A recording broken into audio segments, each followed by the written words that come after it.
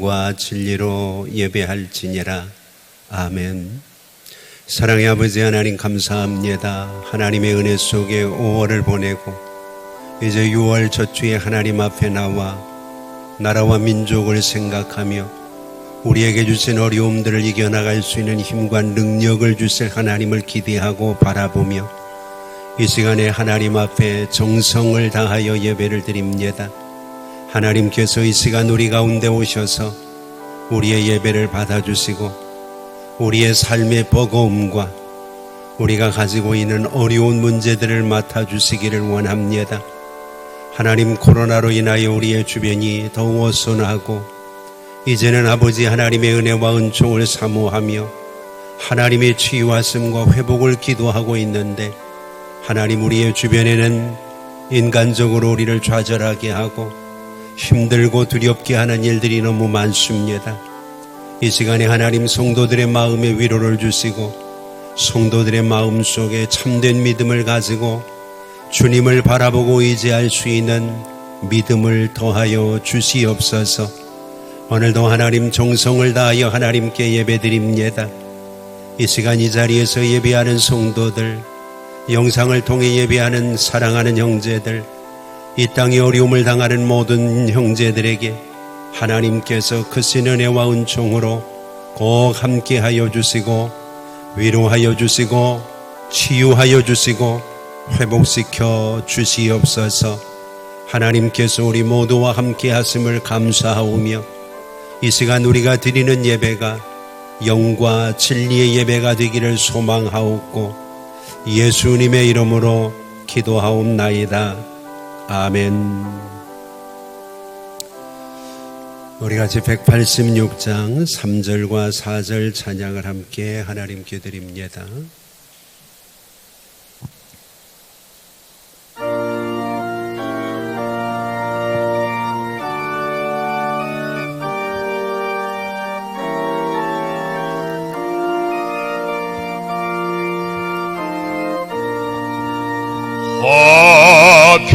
화평하신 주 성령 슬픈 마음에 오셔서 온갖 괴로움 없애고 기쁜 마음을 주소서.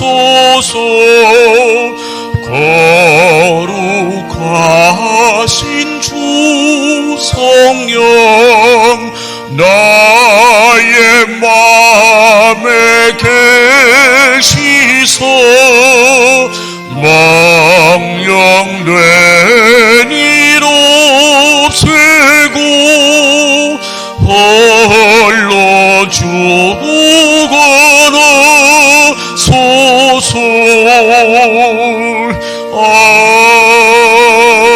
아멘. 우리 같이 사도신경으로 우리 믿음을 하나님 앞에 고백합니다.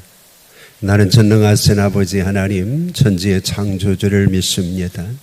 나는 그의 유일하신 아들 우리 주 예수 그리스도를 믿습니다. 그는 성령으로 잉태되어 동정녀 마리아에게서 나시고 본디오 빌라도에게 고난을 받아 십자가에 못 박혀 죽으시고 장사된 지 사흘 만에 죽은 자 가운데서 다시 살아나셨으며 하늘에 오르시어 전능하신 아버지 하나님 우편에 앉아 계시다가 거기로부터 살아있는 자와 죽은 자를 심판하러 오십니다.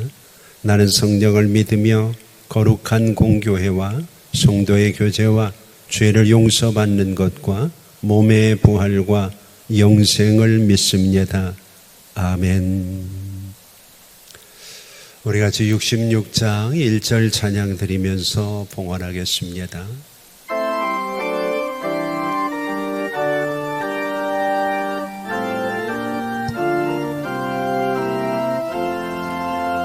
다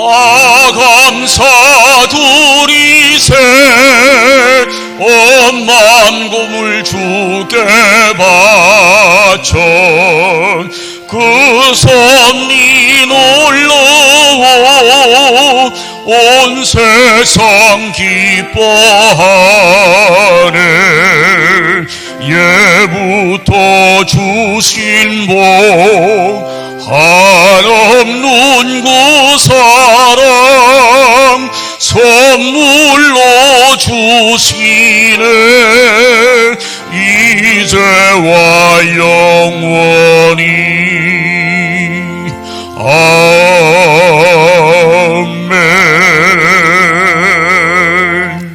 사랑의 하나님 감사합니다. 오늘도 우리가 하나님 앞에 모여서 영과 진리로 예배드리며 이 시간에 우리의 마음과 정성을 담아 귀한 물질을 드립니다.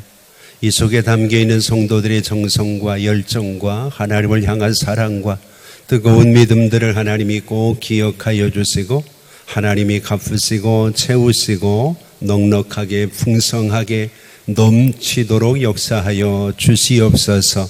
11조를 드리는 성도들 가정과 일터가 복을 받게 하시고 어려운 시기에 하나님께서 도와주심으로 승리할 수 있도록 하나님께서 매사에 도우시고 인도하시고 역사하시고 하나님이 복을 내려주시기를 소원합니다.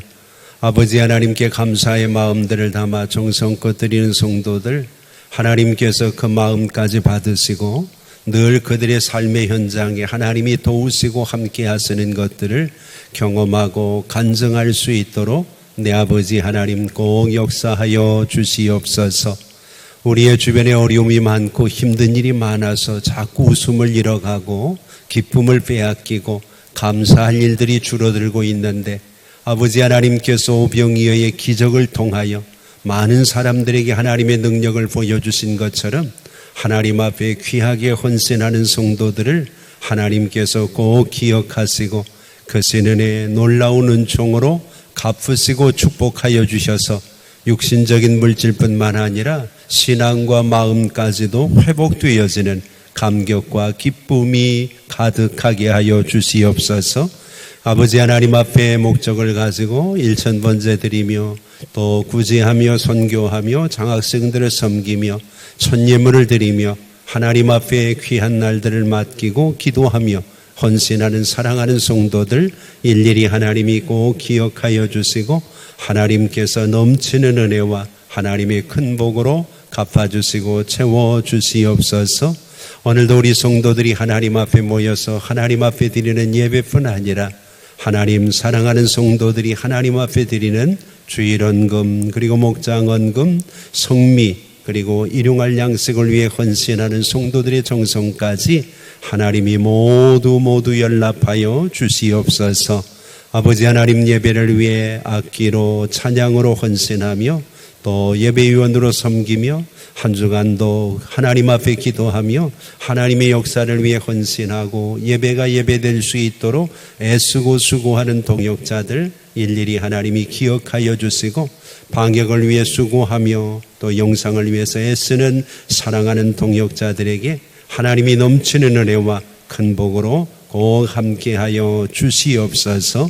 오늘도 우리의 정성을 하나님이 받으시고 우리 모두에게 크신 은혜와 놀라우신 복으로 함께하여 주시기를 간절히 소망하오며 예수님의 이름으로 축복하며 기도하옵나이다. 아멘.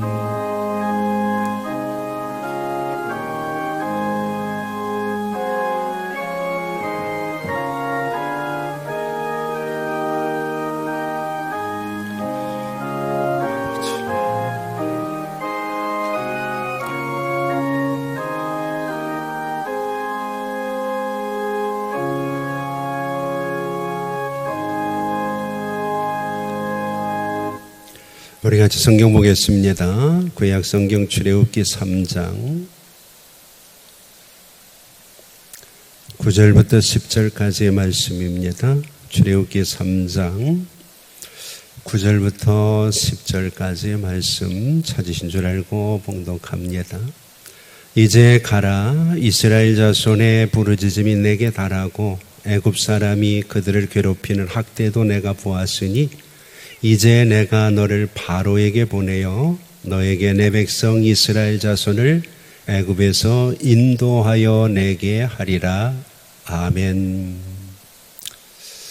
오늘도 하나님의 각별하신 은혜와 하나님의 도우심이 여러분과 꼭 함께 하시기를 주의 이름으로 축복합니다. 오늘 우리에게 주어진 여러 가지 현실들이 오늘 본문에 나와 있는 말씀과 연결되어지면 하나님께서 오늘 우리에게 무엇을 원하시고 하나님 앞에서 우리가 어떻게 살아가는 것이 이 시대를 살아가는 성도들의 모습인가를 우리가 함께 찾아가며 우리의 신앙뿐 아니라 우리의 삶이 회복되어지는 역사들을 경험할 수 있으리라고 생각을 합니다. 오늘 본문에는 두 개의 중요한 구절 속에 맨 앞부분을 장식하고 있는 단어가 이제라고 하는 단어입니다. 이제 가라. 그리고 10절에도 이제 내가 너를 그렇게 얘기합니다.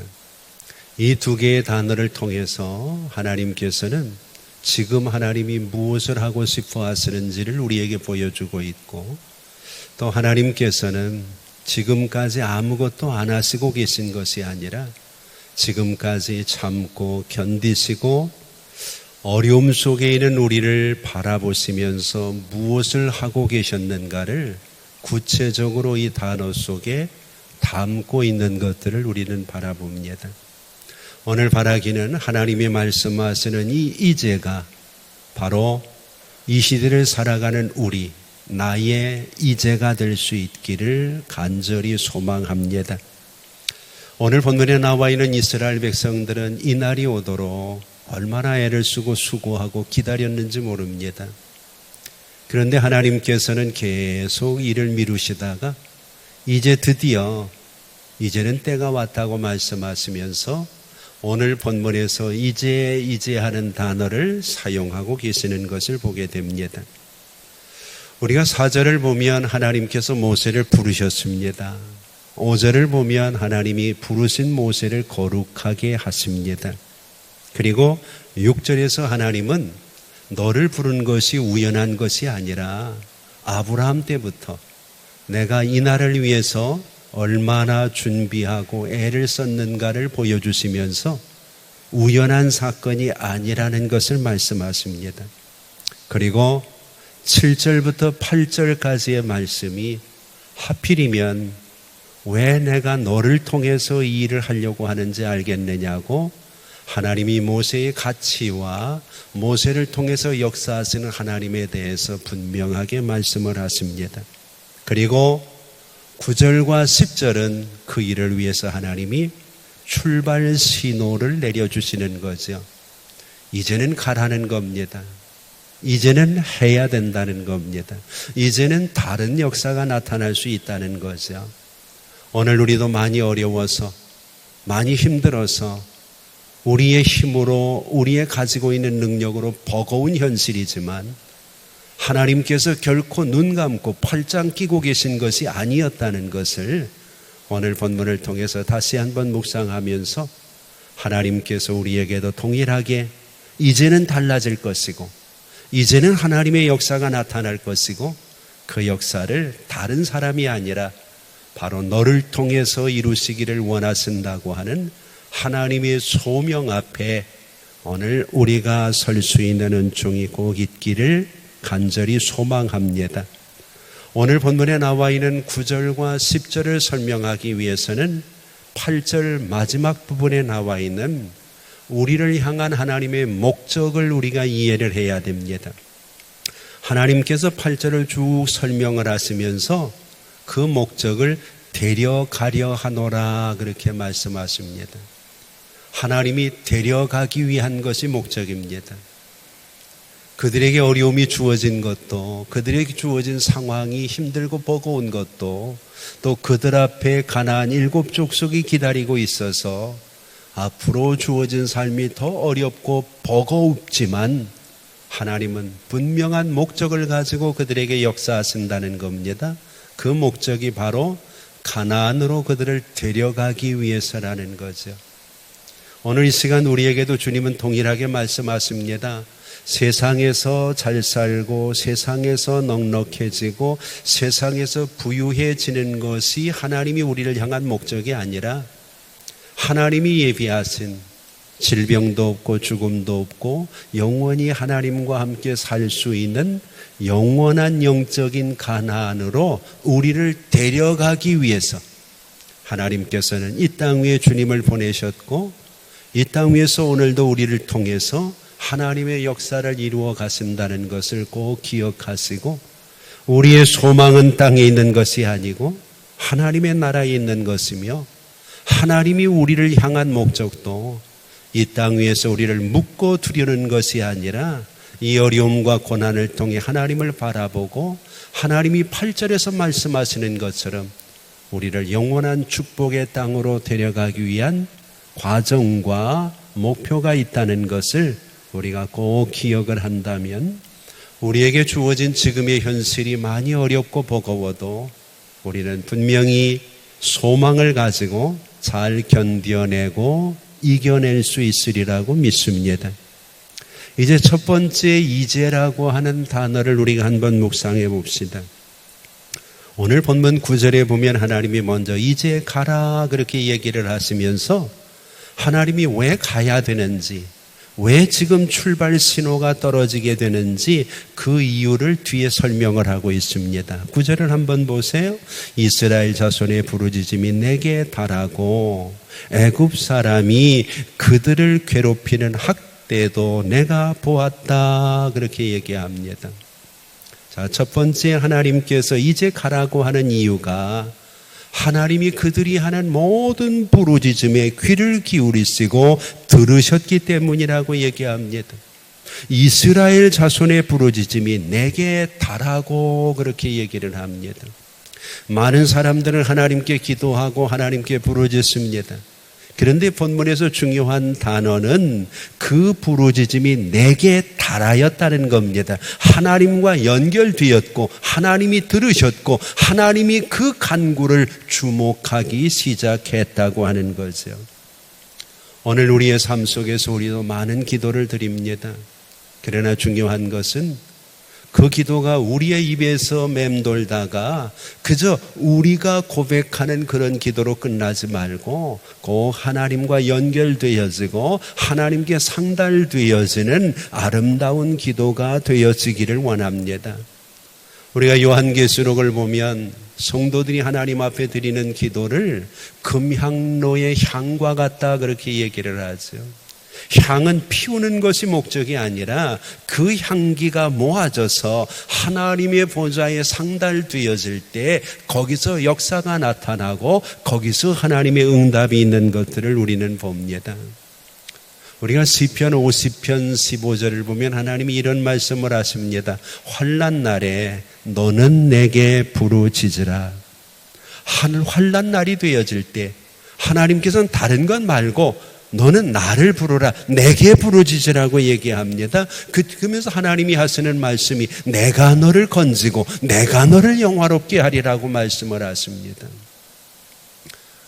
우리가 길을 가다가도 누군가가 나를 부르면 돌아보지 않습니까? 돌아보지 않고 그냥 간다는 얘기는 나를 부르는 것을 인식하지 못하기 때문이죠. 오늘 인생이 살아감에 있어서 환난은 누구에게나 다가옵니다. 그런데 그 환난 때문에 주저앉는 사람이 있는가 하면 오늘 이스라엘 백성들처럼 하나님께 달할 수 있도록 하나님께 도달할 수 있도록 하나님께 부르짖으며 기도하는 성도들이 있다는 거죠. 오늘 여러분 우리가 하나님 앞에서 이런 얘기를 하면 기도하지 않는 사람이 어디 있느냐고 얘기할 수 있어요. 우리 다 기도하잖아요. 아침에 눈을 떠도 기도하고 밥을 먹을 때도 기도하고 잠을 잘 때도 기도하고 또 하나님의 교회에 나와서 기도하기도 하고 자동차를 타면서 기도하기도 하고 이스라엘 자손들이 언제나 하나님께 부르짖었어요. 그런데 이제라는 하나님의 허락이 떨어진 이유는 그들의 부르짖음이 내게 달하였기 때문이라는 거죠. 우리 속담에 보면 떡 줄 사람은 생각도 않는데 김치국도 마신다는 이야기가 있어요. 중요한 것은 받는 사람이 아니라 주는 사람이라는 거죠. 하나님께서 우리에게 하나님의 역사와 기도의 응답을 주시기 위해서는 하나님이 움직일 수 있도록 해야 되는데 오늘 9절에서 하나님께서는 그들의 부르짖음이 이제 내게 올라왔다는 겁니다. 내게까지 도달을 했다는 겁니다. 얼마나 그들의 부르짖음이 간절했는가를 우리에게 보여주고 있는 거죠. 왜 성경이 환난이라고 얘기를 하나요? 지난 시간에 말씀을 드렸잖아요. 이 환난, 고난이라고 하는 것은 맷돌에 으깨지는 것과 같은 아픔, 어려움이라고 말씀을 드렸어요. 오늘 우리가 감당할 수 있는 것이라면 환난이라고 얘기할 수 없겠죠. 우리가 참고 견디고 이겨낼 수 있는 것이라면 그것을 환난이라고 말할 수 있겠습니까? 오늘 본문의 이스라엘 백성들이 자신들의 힘으로 어찌할 수 없는 상황 속에서 낸 소리를 하나님은 부르짖음이라 그랬고 그 부르짖음에 진정성이 묻어서 하나님을 향하여 그들의 시선이 고정되어질 때 하나님은 그것을 내게 달하였다고 표현을 하고 있습니다. 하나님께 도착한 기도에 대해서는 하나님이 응답하실 수밖에 없는 거죠. 그러니까 이제 가라고 모세에게 분명하게 이야기하고 계시는 거죠. 오늘 여러분, 우리에게 환난이 많다는 이유는 어떤 면에서는 하나님을 향하여 우리의 부르짖음이 강하고 뜨겁기를 원하시는 하나님의 뜻이 있을 수 있다는 것을 우리가 꼭 기억을 해야 됩니다. 지금 우리에게 주어진 코로나라고 하는 이 상황이 우리의 힘으로 극복하기에는 너무 어렵고 버거운 일 아닙니까? 그런데 문제가 되는 것은 우리 힘으로 극복을 할 수도 없는데 그나마 그것으로 인해서 하나님께 부르짖는 기도마저 끊어버린다면 어떤 해결 방법을 우리가 기대할 수 있겠나요? 이스라엘 백성들의 소망이 있는 것은 환난이 크다는 것이 아니고 그들이 하나님께 부르짖는 일들이 하나님께 상달될 수 있었다는 것이 바로 그들에게 주어진 소망이라는 것을 오늘 본문은 우리에게 강조를 하고 있는 거죠. 우리가 성경을 보면 로마서 8장 32절에 하나님이 이런 말씀을 하십니다. 자기 아들을 아끼지 아니하고 우리 모든 사람을 위하여 내어주시니가 어찌 그 아들과 함께 모든 것을 우리에게 주시지 않겠느냐. 아들을 주신 하나님이 그 아들을 주신 가치 있는 그들이 원하는 것을 왜 아끼겠느냐는. 여러분, 우리가 쉽게 이렇게 생각을 하면 됩니다. 결혼을 하는데 딸을 시집 보내고 아들을 장가 보냅니다. 아들만 보내고 딸만 보내나요? 그들이 가서 살 수 있는 필요한 모든 것들을 부모들이 다 준비해서 주잖아요.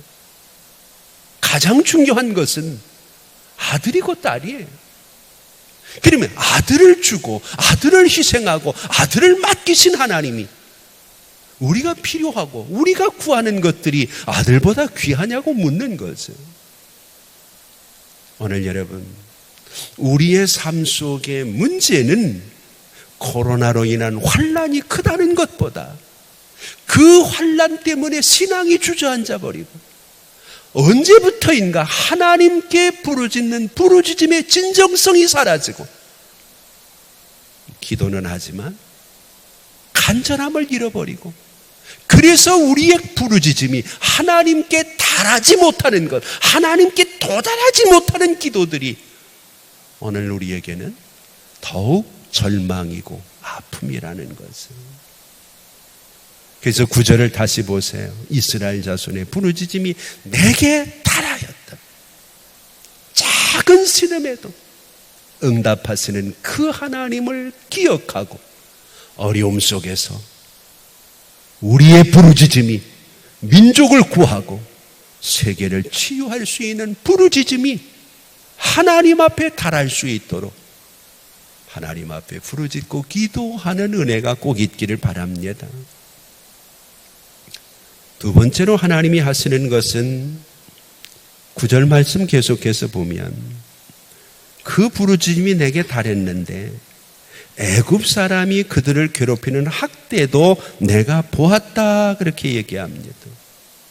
이 말을 다른 말로 이야기하면 한순간도 눈을 떼지 않고 너희를 바라보고 있었다는 얘기죠.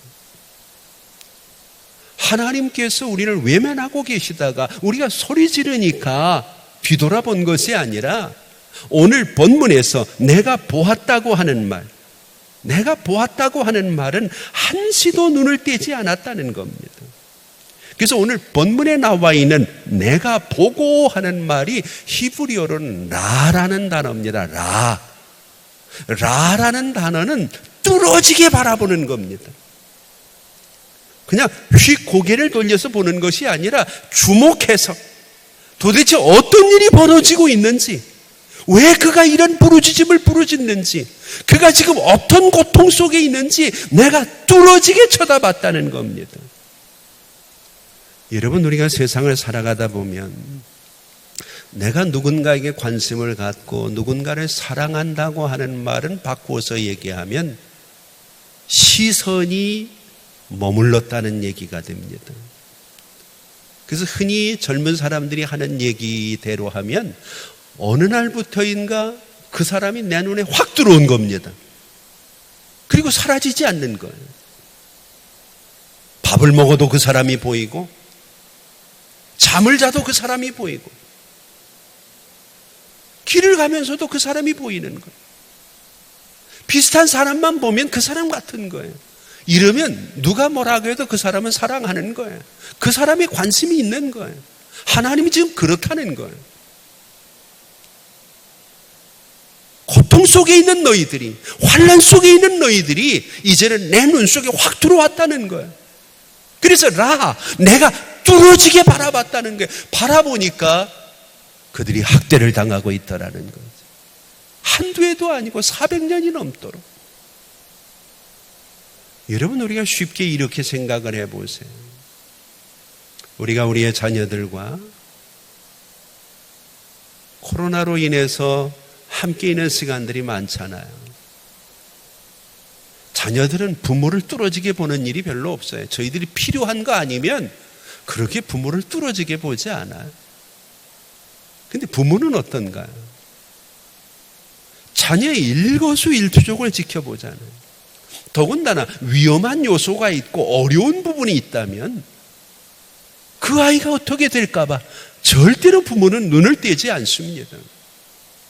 오늘 우리 상황이 이렇게 어렵고 우리에게 주어진 환경이 이렇게 힘든데 하나님께서 우리에게 눈을 떼고 계시겠습니까? 오늘 본문에서 주님이 내가 너를 보고 있다고 말씀하시잖아요.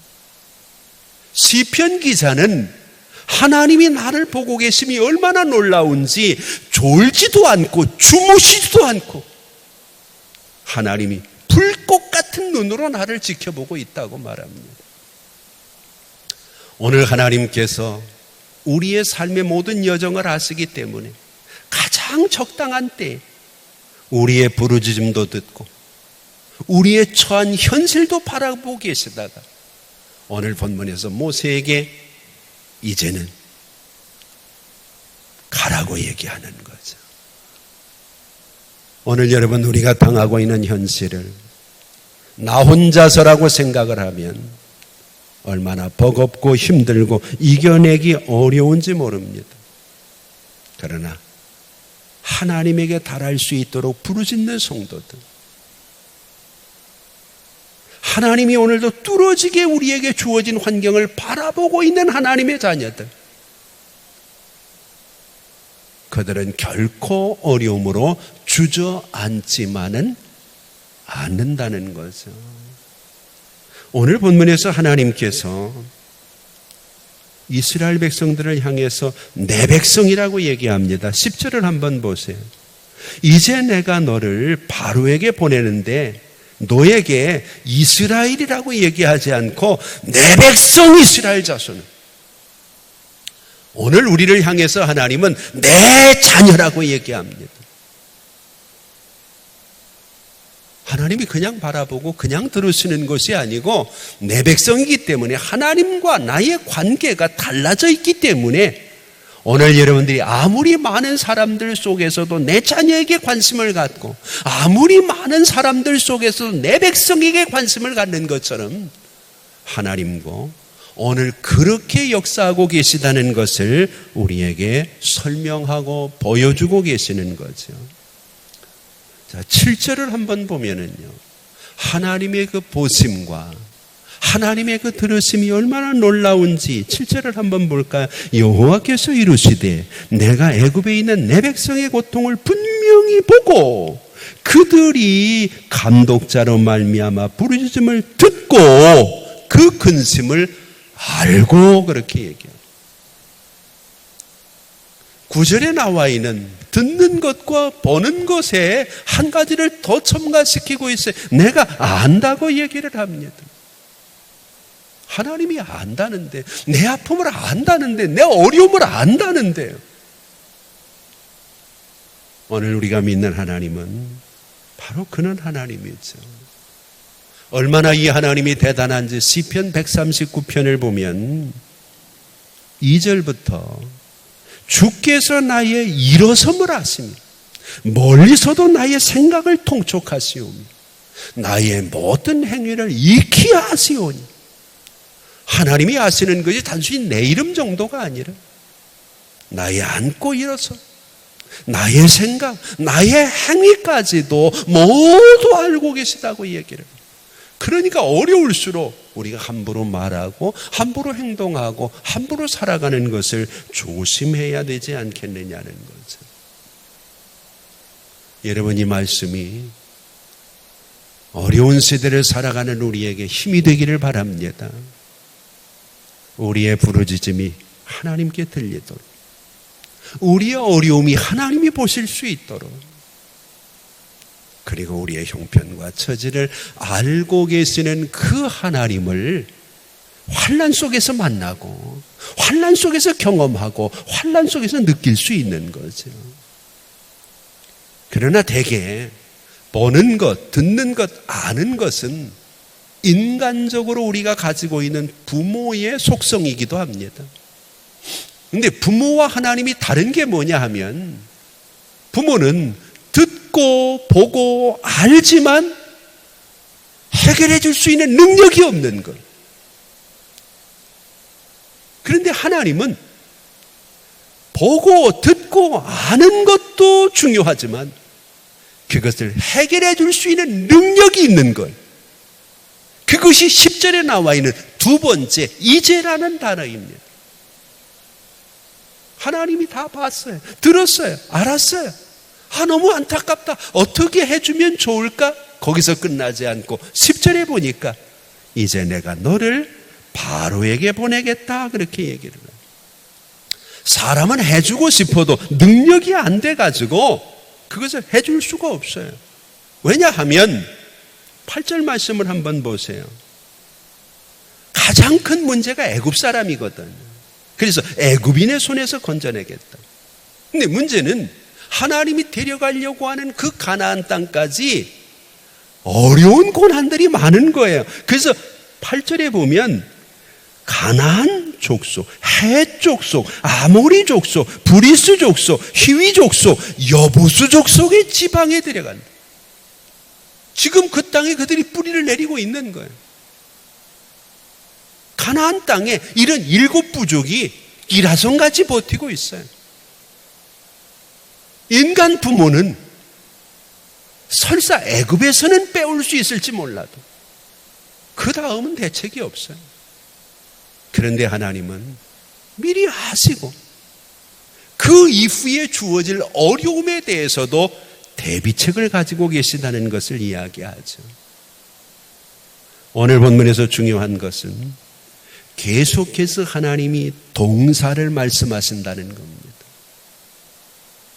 이랬으면 어떨까? 저랬으면 어떨까가 아니라 이제는 이렇게 하겠다, 저렇게 하겠다. 하나님이 직접 움직이시고 있는 것을 우리에게 보여주고 있는 거죠.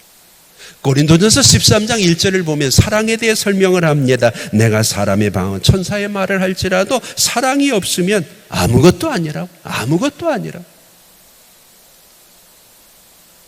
우리의 삶 속에서 하나님이 우리에게 주시는 분명한 원칙은 동사가 동작이 돼야 되는데, 많은 사람들은 그랬으면 좋겠다는 생각은 하지만 실제 그것을 옮기지는 못하는 경우가 꽤 많이 있거든. 그런데 오늘 하나님은 그렇게 말하지 않아. 10절을 한번 보세요. 이제 내가 너를 바로에게 보냈어요. 너에게 내 백성 이스라엘 자손을 애굽에서 인도하여 내겠다고. 인도하여 내겠다. 인도한다는 말, 회복시킨다는 얘기예요. 이전에 가지고 있던 그 상태로 돌려놓겠다는 얘기거든. 그런데 재미있는 게 있어요. 10절이 중요하거든요. 이제 첫째 재미있는 단어가 내가입니다. 내가. 근데 두 번째 단어가 보낸다는 단어입니다. 내가 해도 되는데 하나님께서 본문에 보니까 굳이 모세를 보내겠다는 거예요. 그래서 가운데 연결되어 있는 단어가 너를 하는 단어거든요. 이 너를이라는 단어가 바로 우리에게 주어진 소명이고 우리에게 주어진 사명이라고 이야기합니다. 하나님께서는 세상을 창조하실 때에는 사람에게 묻지 않습니다. 창조되어진 하나님의 창조물들을 이끌어 가실 때에는 하나님이 꼭 사람을 통해서 역사를 하십니다. 하나님께서 아브라함 시대에는 내가 아브라함을 보내노라. 출애굽 시대에는 모세에게 내가 모세를 보내노라. 21세기 이 시대에는 그 가운데 내 이름이 들어가는 겁니다. 하나님이 누구도 보내지 않고 나를 보내신 겁니다. 이 코로나 시대에 하나님이 여러분들의 가정으로, 여러분들의 일터로 여러분들을 보내시는 겁니다. 그런데 중요한 것은 내가 가는 게 아니라 내가 너를 보낸다는 겁니다. 오늘 우리의 뒤에 우리의 부르짖음을 들으시고 우리의 어려움들을 보시고 우리의 모든 염려와 걱정을 아시는 하나님이 보내시겠다는 거죠. 그러면서 주님이 하시는 말씀이 내가 너를 보낸다는 이야기는 단순히 너만 보낸다는 이야기가 아니라 내가 너와 함께 가겠다는 이야기가 10절부터 계속해서 등장을 하는 것은, 오늘 이 시간 여러분, 우리가 예배를 드리지만 다시 우리는 세상으로 가야 됩니다. 세상은 여전히 우리를 위협하고 두렵게 합니다. 그러나 오늘 우리가 예배를 드리기 이전과 예배를 드리고 난 이후의 우리의 모습은 이전에는 홀로였으나 이제는 내가 너를 보내노라. 주님이 우리와 함께 하시는 것을 믿으시기 바랍니다. 유명한 선교단체인 OMS 국제선교에서 일하시는 분 가운데 볼레터 스틸 크럼니라고 하는 분이 있습니다. 이분이 자기의 일생을 간증식으로 혹은 자기의 자서전식으로 엮어가지고 만들어낸 책 이름이 사망의 골짜기를 다닐지라도 하는 시편 23편에 나와 있는 그 성경 구절을 그대로 인용을 해서 책을 썼습니다. 근데 이 책을 읽어보면 환난이 도대체 뭔가 하는 것에 대해 생각을 하게 합니다. 이분이 3 자녀가 있었습니다. 근데 그 책에 보면 첫 번째 자녀가 4살 때 백혈병으로 죽고 맙니다. 그럼 2 자녀가 남았잖아요. 근데 둘째, 셋째가 자동차를 타고 가다가 18살, 16살인 이 자녀가 교통사고로 한꺼번에 하나님의 부르심을 받아 죽게 됩니다. 3 자녀를 한꺼번에 잃어버린 거죠. 그런데 더 안타까운 것은 그의 남편이 목사이면서 선교사인데 33살에 임파선 암의 일종인 호치킨 병을 앓다가 세상을 떠나고 맙니다. 아무도 없는 거죠. 그래서 이 볼레터 스틸크럼니라고 하는 이분이 이제 나 혼자밖에 없으니까 내가 주님을 위해서 평생을 살아야 되겠다 이러고 대만에 들어가서 선교를 시작합니다. 그러다가 57세 되어지던 해에 선교하던 대만에서 살인범을 만나가지고 성폭행을 당하게 됩니다. 일생을 그가 어떤 나쁜 짓을 한 게 아니고 평범하고 어떤 면에서는 하나님이 원하시는 일을 위해서 헌신을 한 거죠. 그런데 그에게 마지막 순간까지 아무것도 남는 게 없는 상황입니다. 그 외에도 그에게 주어진 어려움은 뭐 말로 다 할 수 없죠. 아마 이런 일련의 사건들 중에서 어떤 하나의 특정한 사건이 내게 주어졌다면 나는 어떨까? 한꺼번에 이런 것들이 몰려온 것이 아니라 한 가지 사건만 내게 주어졌어도 절망하고 불평하고 하나님을 포기할 사람들이 꽤 많이 있지 않겠습니까? 그럼 우리가 생각할 때는 그게 뭐 그렇게 대단하고 자랑스러운 일이라고 그걸 책까지 쓰겠는가? 크럼니는 그 책에서 이런 얘기를 합니다. 내가 소명에 불탔고 하나님을 위해서 정말 열심히 일하려고 했는데 내게 주어진 상황은 너무 힘들고 어려웠다는 거죠. 그렇지만 이것을 내가 글로 써서 많은 사람들에게 내가 가지고 있는 어려움들을 털어놓는 이유는 신실하게 하나님의 말씀대로 살아가려고 애쓰는 성도들에게도 고난이나 환난은 면제되는 것이 아니라는 것을 알려주고 싶다는 것.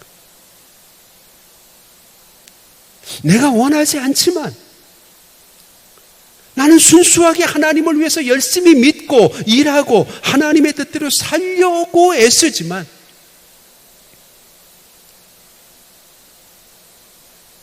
그런 나를 세상은 버려두지 않는다.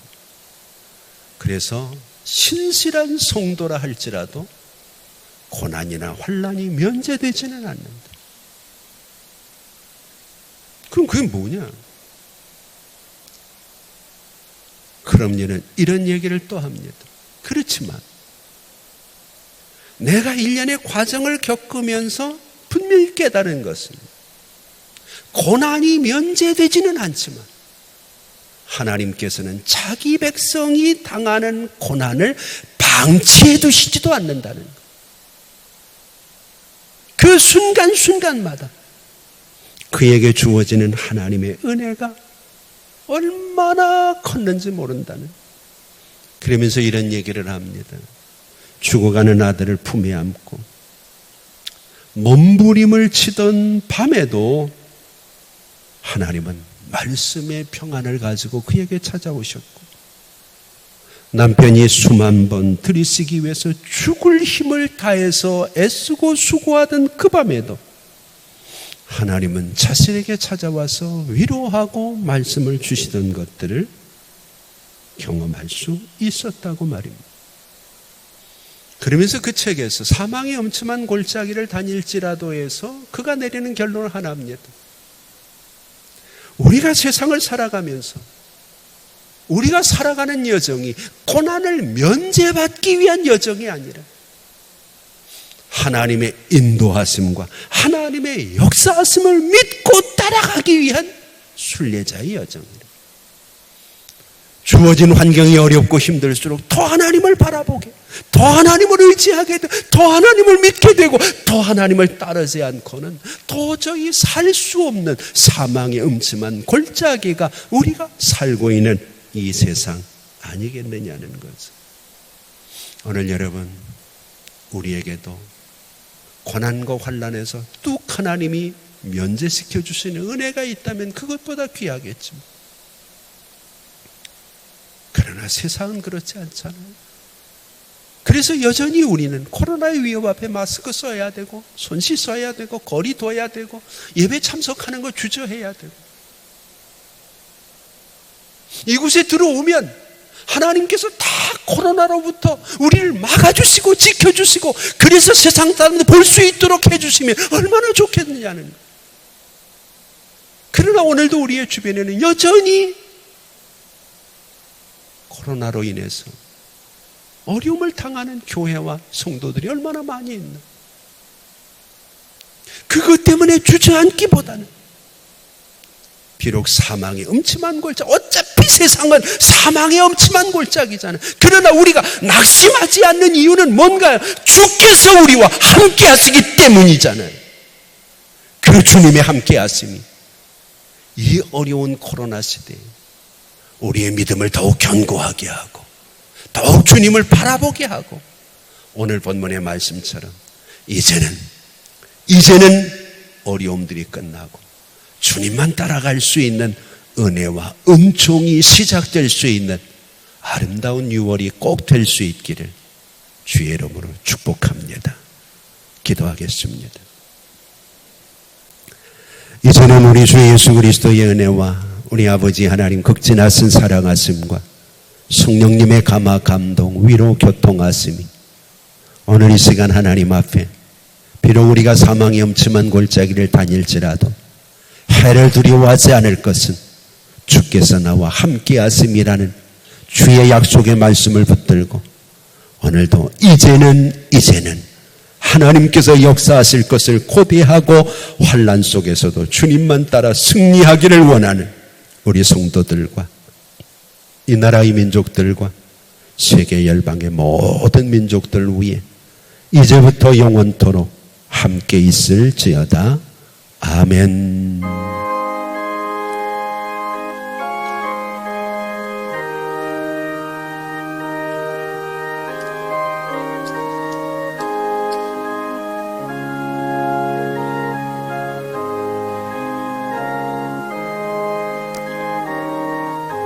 이제 자유롭게 하나님 앞에 기도하면서 이제 6월입니다. 6월이 시작됐습니다. 우리의 상황은 여전히 사망의 음침한 골짜기처럼 두려움과 어려움이 있을지라도 주께서 우리와 함께 하심을 믿고 이 한 주간도 건강하게 믿음으로 꼭 승리하시는 복된 한 주간이 되시기를 바라고, 우리의 부르짖음이 꼭 하나님께 상달될 수 있도록 부르짖고 하나님 앞에서 고백하는 건강한 한 주간이 되기를 주의 이름으로 축복합니다. 우리 같이 하나님 앞에 염려와 걱정을 맡기고 함께 기도하시다 자유롭게 돌아가시고 은혜 가운데 건강을 누리는 아름다운 귀한 한 주가 꼭 되시기를 소망합니다. 아버지 하나님 감사합니다. 오늘도 하나님 앞에 나와서 간절히 하나님 앞에 기도합니다. 돌아보고 생각하고 또다시 하나님 앞에 간구해도 여전히 하나님의 은혜가 필요하고 하나님의 도우심이 필요합니다. 아버지 하나님, 이처럼 어렵고 힘든 상황 속에서도 주님께서 우리를 듣고 보고 알고 계신다고 하신 하나님께서 내려오시고 우리 가운데 역사하셔서 우리의 모든 삶의 어려움들을 풀어주실 줄 믿습니다. 하나님 도와주시고 하나님께서 역사하여 주셔서 온전히 아버지 하나님께만 영광을 돌리는 복되고 귀한 날이 꼭 되게 하여 주시고, 이번 한 주간도 믿음으로 승리할 수 있도록 하나님께서 인도하여 주시옵소서.